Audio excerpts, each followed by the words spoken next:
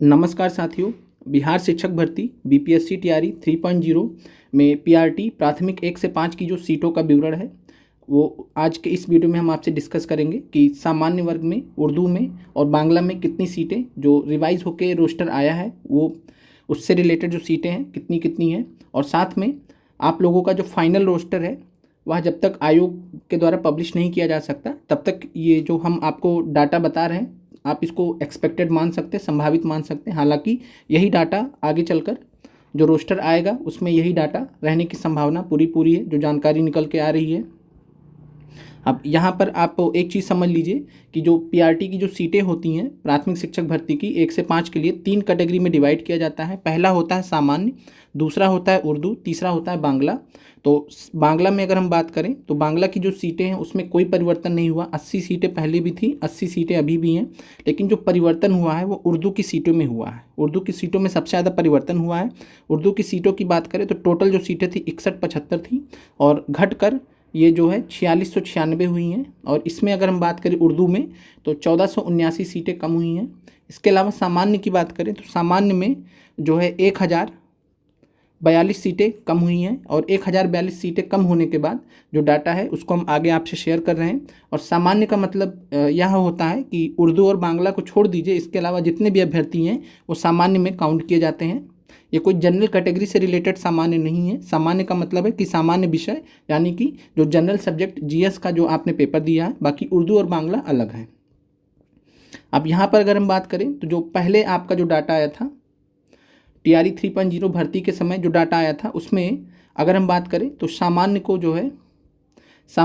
21,771 सीटें थी टोटल। महिला और जो है यूआर को मिला लीजिए तो 21,771 सीटें थी, और ये सीटें घटकर हुई हैं 20,729 सीटों की अगर हम बात करें तो इसमें जो फ़र्क है वो 1,042 सीटों का है। 1,042 सीटें कम की गई हैं सामान्य वर्ग से, जो जानकारी निकल के आ रही है। और जब आप लोगों का फाइनल रोस्टर बीपीएससी के द्वारा पब्लिश कर दिया जाएगा तभी जो है इस चीज़ पे पूरी की पूरी मुहर लगेगी 100%, क्योंकि अभी तक बीपीएससी ने अपनी साइट पे रोस्टर को पब्लिश नहीं किया है, इसलिए हम 100% नहीं कर सकते कि ये सूचना सही है। लेकिन जो जानकारी निकल के आ रही है वो आपसे शेयर किया जा रहा है। तो 20,729 सीटें सामान्य में, और हम अभी इसमें बात करेंगे कि यूआर और यूआर फीमेल में कितनी सीटें जाएंगी इस कुल सीटों का। अब उर्दू की बात करें तो उर्दू में 6175 टोटल सीटें थी, और इसमें हम बात करें तो 4696 सीटें जो हैं मिल रही हैं इस बार जो नया रोस्टर आया है। और ये ध्यान दीजिएगा कि ये 21,771 जो सीटें हैं सब मिलाकर है, टोटल जो सीटें हैं उसमें से 20,729 सीटें। अब यहाँ पर बात करते हैं उर्दू में 6175 में से 4696 सीटें। उर्दू में जो फ़र्क है सबसे ज़्यादा है।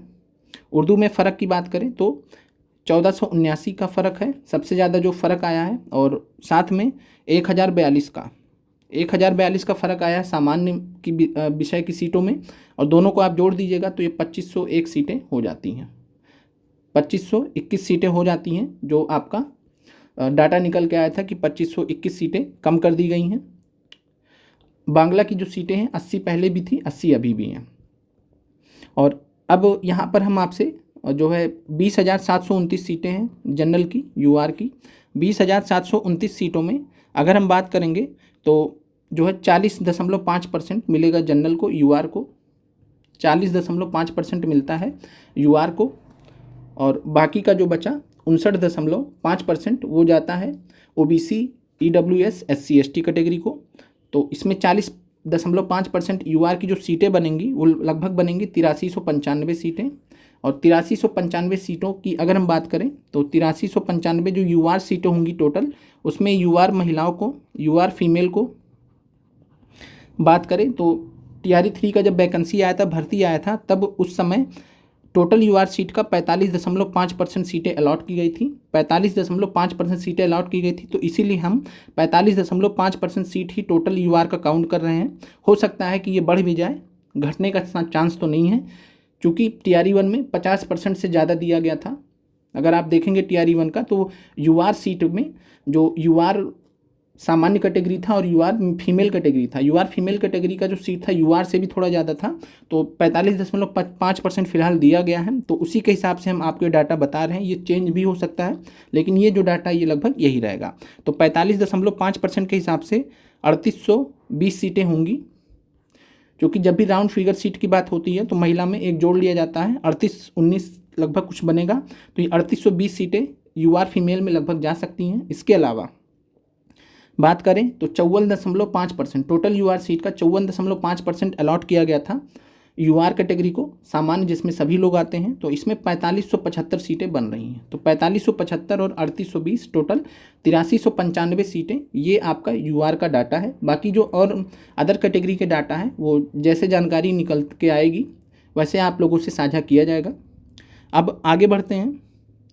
और इसके अलावा आप लोग को हम बार बार कह रहे हैं कि जब तक आपका बीपीएससी आयोग पर रोस्टर पब्लिश ना कर दे तब तक जो है डाटा को फाइनल नहीं माना जा सकता है। हालांकि ये जो डाटा निकल के आ रहा है जो है हमारी जानकारी में सही है, और ये टोटल जो सीटें हैं 25,505 बन भी रही हैं, आप जोड़ भी सकते हैं। जो 25,505 सीटों का जो डाटा दिया गया है, 20,729 सीट सामान्य विषय में, उर्दू में 4696, बांग्ला में 80। अब यहाँ पर हम बात करें तो अभी कुछ समय पहले 2 दिन पहले ही बीपीएससी चेयरमैन का बीपीएससी के जो शिक्षक हैं बिहार में उनसे मुलाकात हुआ था, और वहाँ से काफ़ी सारी चीज़ें जो निकल के आई उस पर कई सारे यूट्यूब चैनल्स ठप्पा लगाने लगे। तो आप सभी लोगों की जानकारी के लिए बता दें कि जो बिहार शिक्षक भर्ती है, बिहार शिक्षक भर्ती है, ये जो है बिहार एजुकेशन डिपार्टमेंट के अधीन है, बिहार शिक्षा विभाग के अधीन है। कोई भी परिवर्तन होगा, चाहे वो यूआर की महिला कैटेगरी के संबंध में परिवर्तन हो, चाहे वो दिव्यांग के संबंध में परिवर्तन हो, चाहे कुछ भी परिवर्तन हो, उसको डायरेक्ट करेगा, उसको निर्देशित करेगा बिहार शिक्षा विभाग। बीपीएससी या बीपीएससी के कुछ शिक्षक मिलकर इस पर फैसला नहीं कर सकते हैं। इस चीज़ को आप लोग समझिए, मैंने आपको पहले भी बताया है।